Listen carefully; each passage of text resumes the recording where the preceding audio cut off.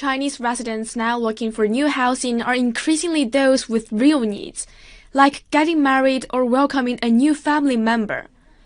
Yan Jingying became one of them in July when her second son turned 3, and it was time to get both boys their own room. I want to give each of my 2 sons a room.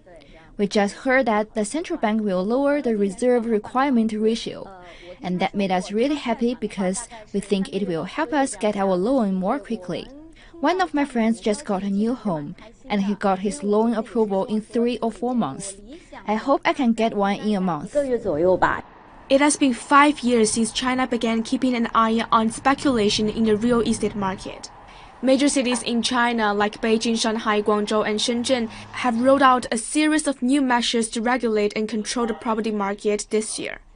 And that has already had an effect. In September, the number of Chinese cities with falling home prices hit the highest in 6 years. Last year, the whole real estate market was sort of hot. But since the launch of control measures at the beginning of the year, the market has been cooling down with the sales becoming stable.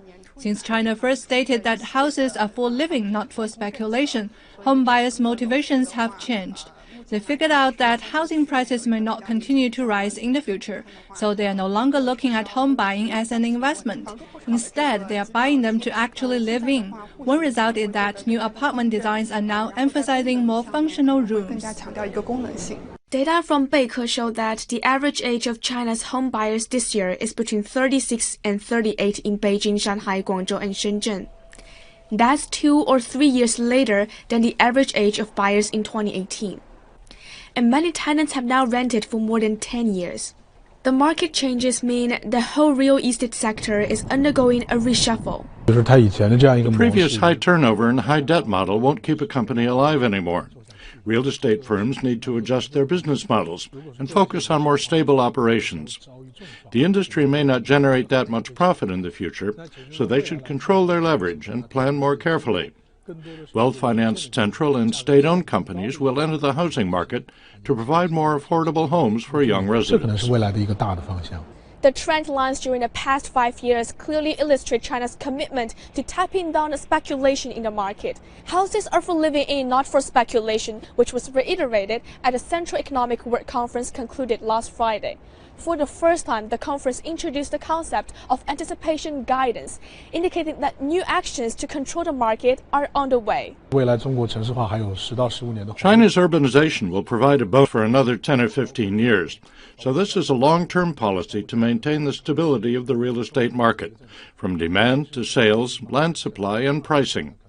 Housing prices will not continue their rapid growth in the future, but on the other hand, housing still accounts for a large proportion of people's assets, so there could be risks if the prices fall a lot. So there should be adjustments to the range of price changes, which should be in accordance with people's average salary changes in their area. And as the investment value of the housing market weakens, people will allocate more resources to emerging industries.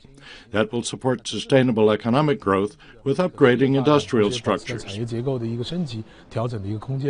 The Economic Work Conference emphasized the need to implement housing policies differently in different geographic areas to ensure the healthy development of local markets nationwide.